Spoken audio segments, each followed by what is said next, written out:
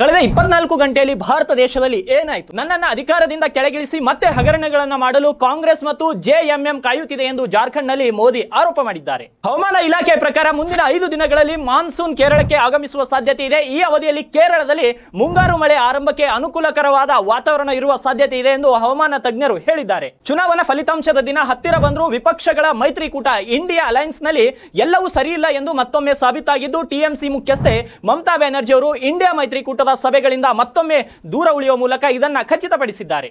ಭಾರತೀಯ reserve bank ಖಾಸಗಿ ರಂಗದ 2 ಪ್ರಮುಖ ಬ್ಯಾಂಕ್ಗಳಾದ ಐಸಿಐಸಿಐ ಬ್ಯಾಂಕ್ಗೆ 1 ಕೋಟಿ, ಯೆಸ್ ಬ್ಯಾಂಕ್ಗೆ 90 ಲಕ್ಷ ದಂಡ ವಿಧಿಸಿದೆ. ಇದರ ಹಿನ್ನೆಲೆ ಷೇರು ಬೆಲೆ ಕುಸಿತ ಕಂಡಿದೆ.